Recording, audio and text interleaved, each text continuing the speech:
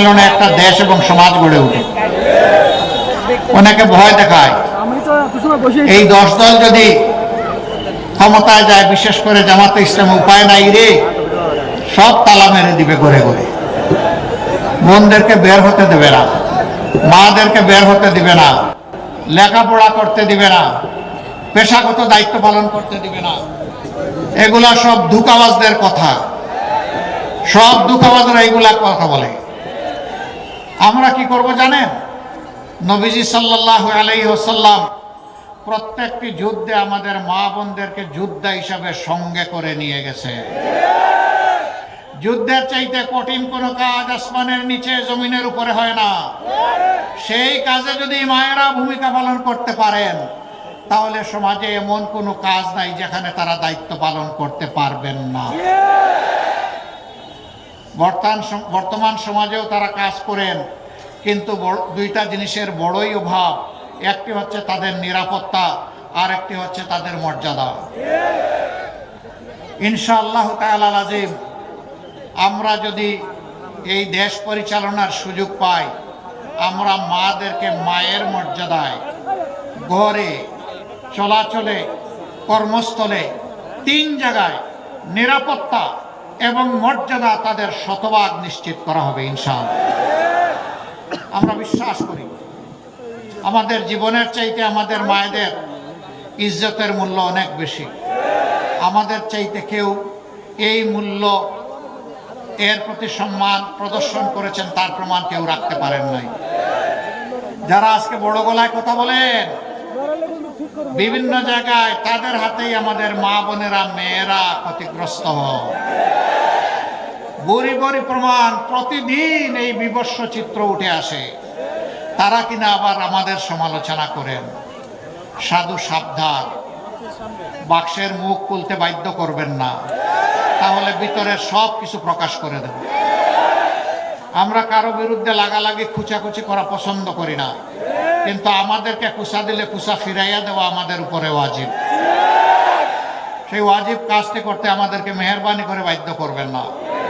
আমরা আগেই বলেছি, জাতিকে বিভক্ত করতে চাই না, জাতিকে ঐক্যবদ্ধ করে আমরা সামনে আগাতে চাই। এই জন্য আমরা 3টা শর্ত মাত্র দিয়েছি। এই শর্ত আমাদের রাজনৈতিক সাংগঠনিক শর্ত নয়, এটি বাংলাদেশের জনগণের শর্ত। আমরা বলেছি, আগামী সরকার যদি আল্লাহ তাআলা আমাদেরকে গঠন করার তৌফিক দেন, আমরা সবাইকে নিয়ে সরকার গঠন করতে চাইব। তবে যারা 3টা শর্ত মানবেন, সরকার গঠন তারা অংশগ্রহণ করবেন। নাম্বার 1, নিজে দুর্নীতি করবেন না, আর বগলের নিচে কোনো দুর্নীতিবাজকে আশ্রয় দেবেন না। নাম্বার 2, গরিব ধনী, হিন্দু মুসলমান বৌদ্ধ খ্রিস্টান, নারী পুরুষ, শিশু আবাল বৃদ্ধ বনিতা, যার অধিকার যেখানে লঙ্ঘিত হবে, ন্যায় বিচার পাওয়ার অধিকার তার থাকবে। সেই ন্যায় বিচার সমাজের সকলের জন্য সমান বিচার ইনশাআল্লাহ নিশ্চিত করা হবে। যে অপরাধে একজন সাধারণ নাগরিকের বিচার হবে, একই অপরাধ দেশের প্রেসিডেন্ট করলে তারও বিচার হবে। তিনি এখানে অবশ্যই কোনো বৈধতা অথবা কোনো ইম্পিউনিটি তিনি পাবেন না, তাকেও বিচারের মুখোমুখি হতে হবে। সেই বিচারটাই আমরা ইনশাআল্লাহ কায়েম করতে চাই। ওরকম বিচার যখন কায়েম হবে, বিচারের ঘোষণার প্রথম দিন থেকে 90% অপরাধ অটোমেটিক্যালি বাতাসে মিলাই যাবে। বাকি দুর্বৃত্ত যারা থাকবে, তাদেরকে সংশোধনের জন্য প্রথমে পদক্ষেপ নেওয়া হবে। সংশোধন না হলে আইনের আওতায় সমান অস্ত্র দিয়ে তাদের বিচার করা হবে। এখানে কারোর জন্য সোনার তলোয়ার আর কারোর জন্য ইস্পাতের তলোয়ার হবে না। বিচারের তলোয়ার সকলের জন্য সমান হবে। আমি গলা কাটার কথা বলছি না, আমি বলছি ন্যায়ের কথা, ইনসাফের কথা, ইনসাফপূর্ণ শাসনের কথা। সম্মানিত বন্ধুগণ, এই সিরাজগঞ্জ আরেকটা দিকে পিছিয়ে আছে। স্বাস্থ্যসেবার জন্য একটা মেডিকেল কলেজ হয়েছে, ইনশাআল্লাহ এটাকে মানসম্মত মেডিকেল কলেজে পরিণত করা হবে। কিন্তু শিক্ষা এখনো পিছিয়ে আছে। মানসম্মত ভালো কোনো শিক্ষা প্রতিষ্ঠান এখানে গড়ে ওঠেনি। এটা 6টি আসনের একটি জেলা, এটা কেন অবহেলিত থাকবে? ইনশাআল্লাহ তাআলা আজিম আপনারা দোয়া করবেন। আল্লাহ আমাদেরকে দায়িত্ব দিলে প্রথম নজরটা শিক্ষার উপরেই দেব ইনশাআল্লাহ। এবং সিরাজগঞ্জে তার শিক্ষার অধিকার থেকে বঞ্চিত, সেই অধিকার সিরাজগঞ্জবাসীকে দাবি করে আদায় করতে হবে না, আপনাদের অধিকার আপনাদের ঘরে পৌঁছে দেওয়া হবে ইনশাআল্লাহ।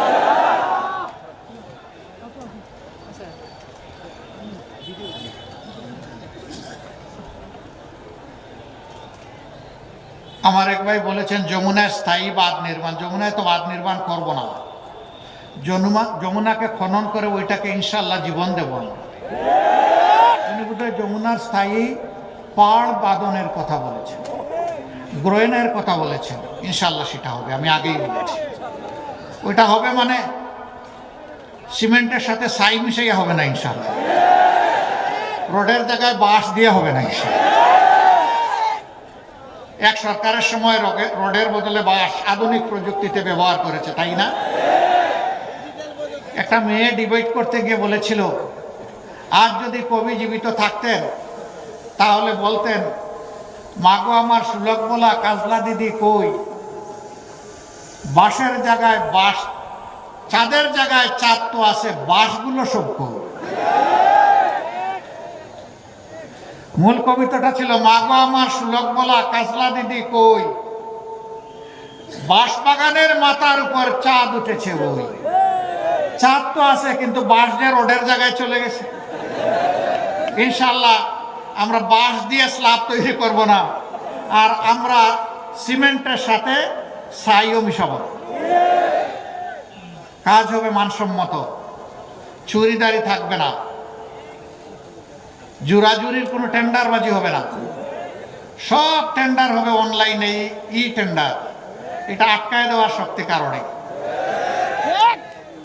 আমরা মূলের গুড়া ধরে টান দিব, গাছের পাতা নিয়ে টানাটানি করব না, বড় মাথার কানটা ধরে টান দিব।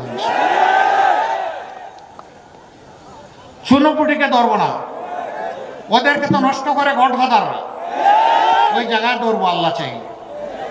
ওদের দুই একজনকে ধরলেই দেখবেন সব ঠান্ডা হয়ে গেছে আল্লাহ। শত শত ধরার প্রয়োজন হবে না।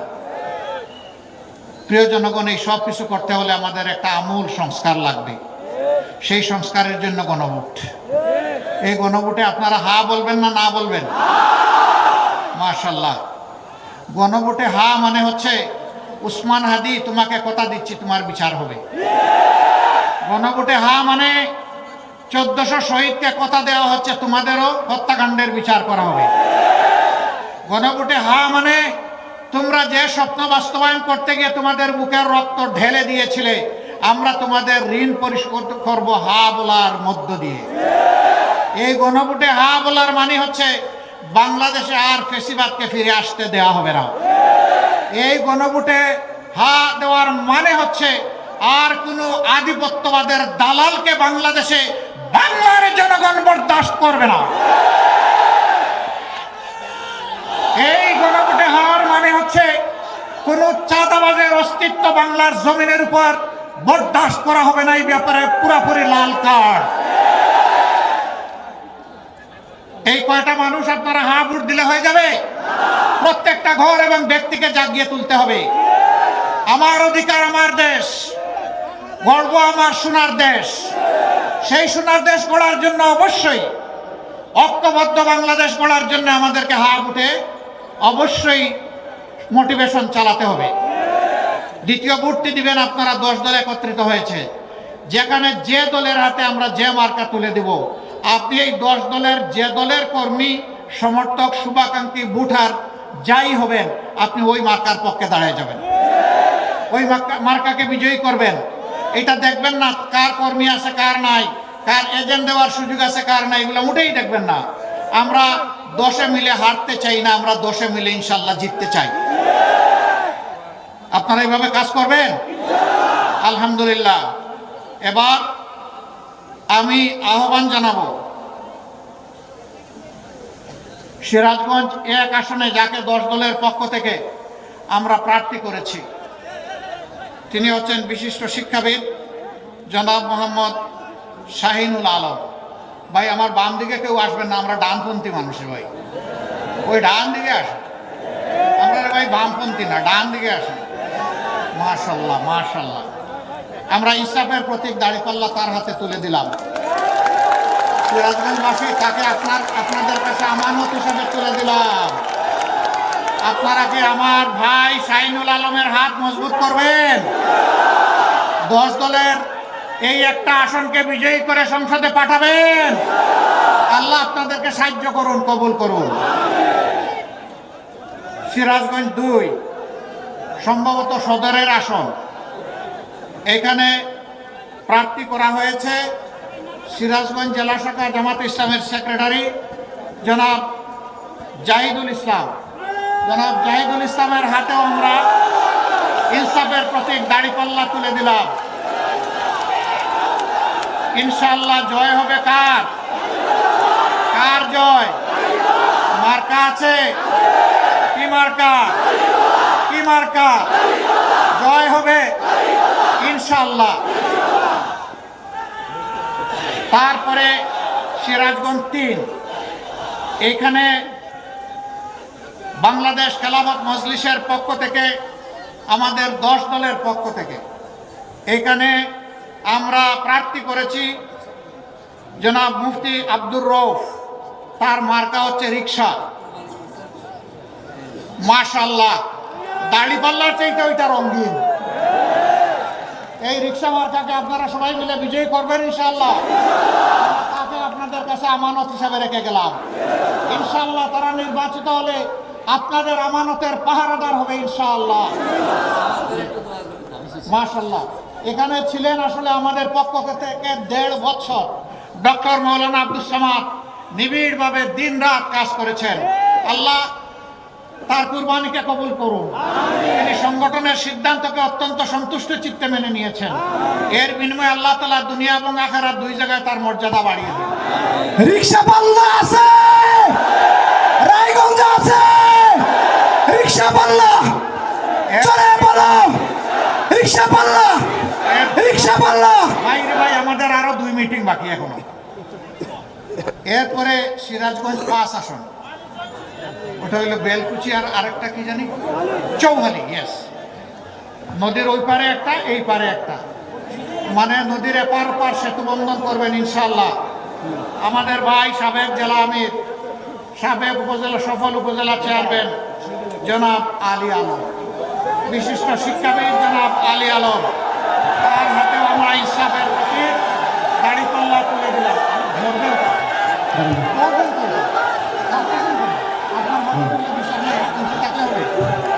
বেলকুচির মার্কা আছে, এনায়তপুরের মার্কা আছে, চৌহালির আছে। এই মার্কাটা কি? সবাই বলো, জোরে বলো। আলী আলম ভাইয়ের, সোহেল ভাইয়ের সবার সেরা বেলকুচির উপজেলা চেয়ারম্যান হিসাবে পেয়েছিলাম, এবার বিজয়ী হয়ে সফল সংসদ সদস্য হিসেবে পাবো ইনশাআল্লাহ। সর্বশেষ আমরা সিরাজগঞ্জ 6 আসন, এটা হলো রায় কোনটা? হ্যাঁ, শাহজাদপুর। ইয়েস, শাহজাদপুর। শাহজাদপুর উপজেলা নিয়ে, একটা উপজেলা নিয়েই গঠিত একটা আসন। এটি হচ্ছে সিরাজগঞ্জ 6 আসন। এখানেও আমাদের একজন ভাই জামাতে ইসলামীর দিন রাত উঁচু নিচু মাটিকে সমতল করেছেন, কিন্তু তিনিও সংগঠনের সিদ্ধান্ত মেনে নিয়ে ত্যাগ কুরবানি স্বীকার করেছেন। মহান আল্লাহর দরবারে দোয়া করি আল্লাহ তার মর্যাদা বাড়ায় দিন। এখানে আমরা যার হাতে তুলে দিচ্ছি তার নাম হচ্ছে সাইফ মোস্তফা। তার প্রতীক হচ্ছে শাপলা কলি। দেখেন না কত সুন্দর। হ্যাঁ, তারা চেয়েছিল পুরো শাপলাটাই। ইনশাআল্লাহ এই কলি নিয়ে পাশ করে শাপলা হয়ে ফুটবে ইনশাআল্লাহ। এবং সিরাজগঞ্জ শাহজাদপুরের মানুষের পক্ষে বলিষ্ঠ কণ্ঠস্বর হয়ে সে বাংলাদেশের জাতি এবং দেশের খেদমত করবে। আপনারা তার জন্য দোয়া করবেন। আমরা এই 6 জন ভাইকে, একজন মৌলানা রফিকুল ইসলাম খান, তার এলাকায় তার হাতে ইনশাআল্লাহ আমরা উঠাই দেব। তিনি এখানে নাই, চলে গেছেন। আপনাদেরকে অসংখ্য ধন্যবাদ। আপনারা মূল্যবান সময় কুরবানি করে এখানে এসেছেন। দুটো কথা আপনাদেরকে শেষমেশ অনুরোধ করব। ময়দানে অনেকেই নির্বাচনী বক্তব্য নিয়ে নামবেন, অনেকে তাদের রুচি অনুযায়ী কথা বলবেন, আমাদেরকে সমালোচনা করবেন, আমাদেরকে গালি দিবেন, মেহেরবানি করে কেউ আপনারা কাউকে অপর কাউকে গালি দিবেন না। আমাদের মা বাবা আমাদেরকে ভদ্রতা শিখিয়েছেন। আমরা যদি কোনো সমালোচনা করি যৌক্তিক সমালোচনা করব, কিন্তু কুৎসিত ভাষায় আমরা কাউকে গালি দেব না। 2 নম্বর, আমাদের এই ঐক্যের সূচনায় একটা ইসলামী দল আমরা একসাথে ছিলাম। যে কোনো কারণেই হোক আজকে আমাদের ভাইয়েরা আমাদের সাথে নাই। যাদেরকে জীবনে একবার ভাই বলেছি ইনশাল্লাহ তারা ভাই হয়ে থাকবেন। তারা চলে যাওয়ার পরে তাদের প্রতি সম্মান প্রদর্শন করার সামান্য আমরা চেষ্টা করেছি। তারা একসাথে আমাদের সাথে সবাই মিলে আমরা যদি 10 দল থাকতে পারতাম, এটি আমাদের জন্য মহা আনন্দের হতো। তাদের কেউ যদি আপনাদেরকে কিছু বলেন, আমি আশা করি বলবেন না। যদি বলেন শুধুই তাদের জন্য দোয়া করবেন, অন্য কিছু করা যাবে না। আমি যা বলেছি ক্লিয়ার আপনাদের কাছে? আমি আশা করি আমার বক্তব্য আমি স্পষ্ট করতে পেরেছি। আমি আশা করব যে আপনারা এই বক্তব্যের সম্মান রক্ষা করবেন। আল্লাহ হাফেজ। বাংলাদেশ জিন্দাবাদ। 10 দলীয় নির্বাচনী ঐক্য জিন্দাবাদ।